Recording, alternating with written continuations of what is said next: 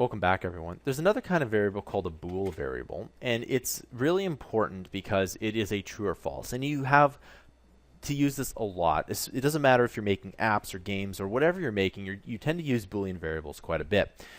Just a few examples. For example, in game development, you say, is the character on the screen?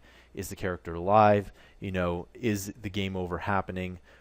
All of these certain events, and if you're into in-app purchases, for example, is in-app purchase available? It's either a true or false, so it's going to be one or the other. Now, one thing you can do with Booleans is you can make it an int and make it a 0 and a 1. And that's essentially what a Boolean is. It's either true or false, 0 or 1. And it only has those two options. So you use them quite a bit.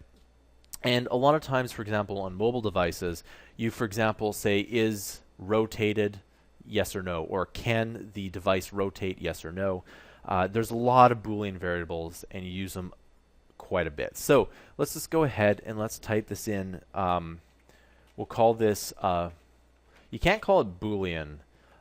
Usually Boolean is a reserved word. So you can say bool var. All right, so we can call this bool variable. And then we're going to make this equal to false. Okay, so we go ahead and run this. Make sure everything works. And if we type in bool var, right, make sure it's capitalized, of course. Okay, you can see that it returns a 0. And if we take this as true, you can go and see it as returned as 1. So in some programming language, it actually prints true or false, but you can see that it is either 1 or 0. Now, what some people do, and depending on the environment you're in, you have to, for example, you can go int bool variable, because you can't call variables the same name, by the way, and you can either make it either 0 or 1. It's up to you. Okay. So, and by the way, you can't call the variables the same name. So watch this. If I go int a, it's gonna say no, that doesn't work. Okay, so you can't do that, and it's best that you keep your variables organized too. Another thing that I like to do is I like to say ints, strings, etc. And it's good to do that.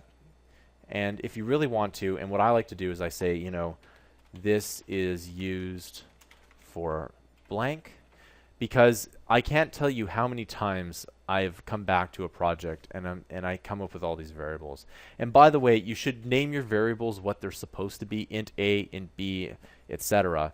is not exactly the best thing to do. If for example, if int A is the score and int B is the player's health, make sure that A is you say int score and player's health, because that is way easier to read than A, B, or X or Y. All right, I'll see you guys in the next tutorial.